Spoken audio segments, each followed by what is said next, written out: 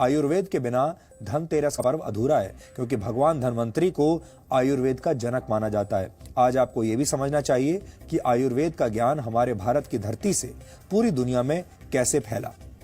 आज हमने एक और मशहूर पुस्तक पढ़ी जिसका नाम है Ayurveda, the Indian art of natural medicine and life extension.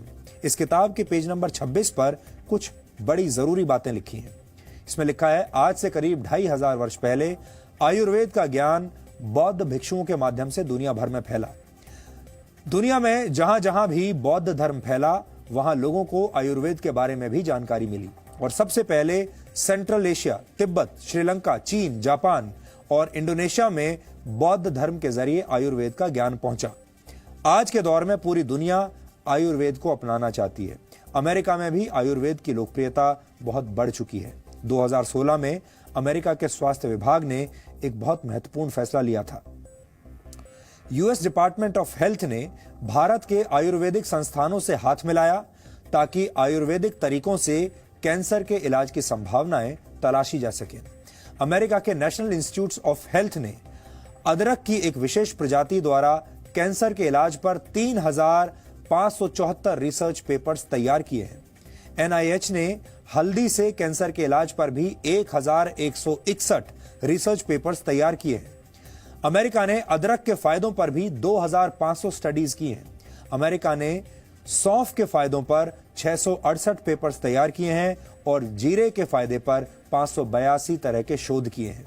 America में आयुर्वेद की मदद से कैंसर के इलाज पर 8484 शोध किए गए हैं। इतना ही नहीं, अमेरिका में करीब 3 लाख लोग आयुर्वेद का प्रयोग कर रहे हैं और आयुर्वेदिक तरीके से ही अपना जीवन जी रहे हैं। पूरी दुनिया में आयुर्वेदिक प्रोडक्ट्स और दवाओं से जुड़ा बाजार 6,70,000 करोड़ रुपए से ज्यादा का है।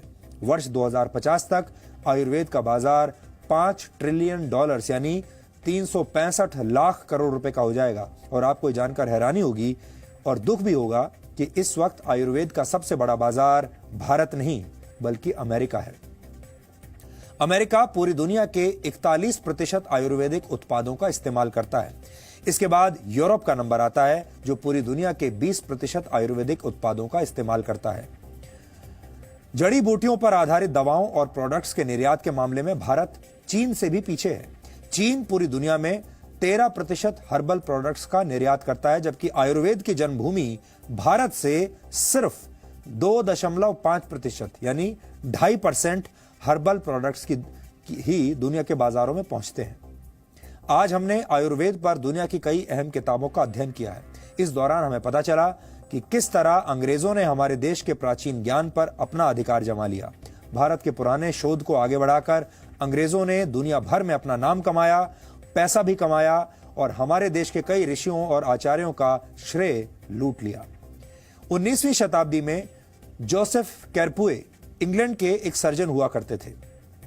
मेडिकल साइंस की हिस्ट्री में कैरपुए को इसलिए याद किया जाता है क्योंकि उन्होंने वर्ष 1815 में इंग्लैंड में पहली राइनोप्लास्टी की थी। राइनोप्लास्टी एक तरह की प्लास्टिक सर्जरी होती है जिसकी मदद से नाक को जोड़ा जाता है और फिर उसके आकार में बदलाव किया जाता है।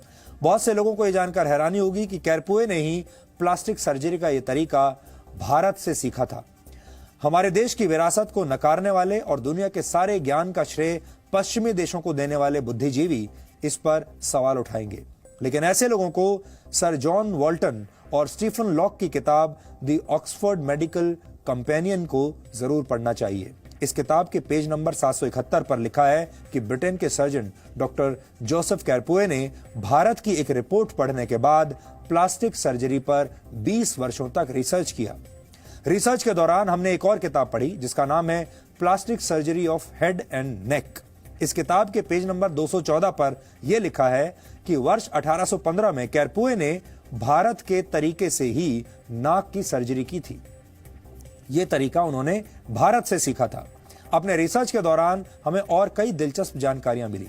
Doctor B.R. सुहास ने अपनी किताब में लिखा है कि वर्ष 1782 में टीपू सुल्तान और अंग्रेजों के बीच एंग्लो मैसूर युद्ध हुआ।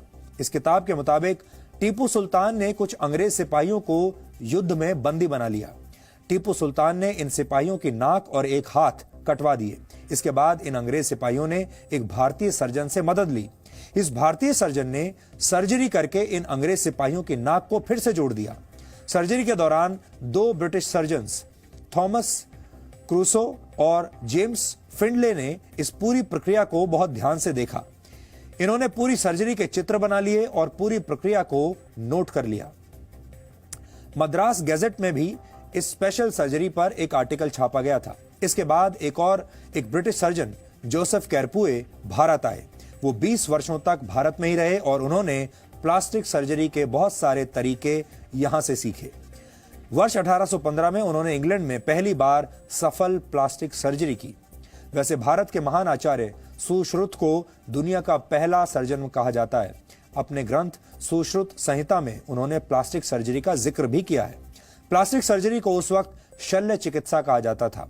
आचार्य सुश्रुत का जन्म कब हुआ इस पर मतभेद हैं, लेकिन यह कहा जा सकता है कि करीब 2500 वर्ष पहले उन्होंने प्लास्टिक सर्जरी की शुरुआत की थी। पश्चिमी देशों ने हमेशा हमारे देश को सपेरों और जादूगरों का देश कहकर बदनाम करने की कोशिश की। उस दौर में उन्होंने भारत के योगदान को कभी स्वीकार नहीं किया, लेकिन अब पूरी दुनिया हमारे देश की बौद्धिक क्षमता का लोहा मानती है, इसे स्वीकार करती है। अब आने वाले वक्त में विश्व गुरु बनने के लिए हमें सबसे पहले अपनी इन्हीं प्राचीन शक्तियों को पहचानना होगा और इन्हें पूरा सम्मान देना होगा।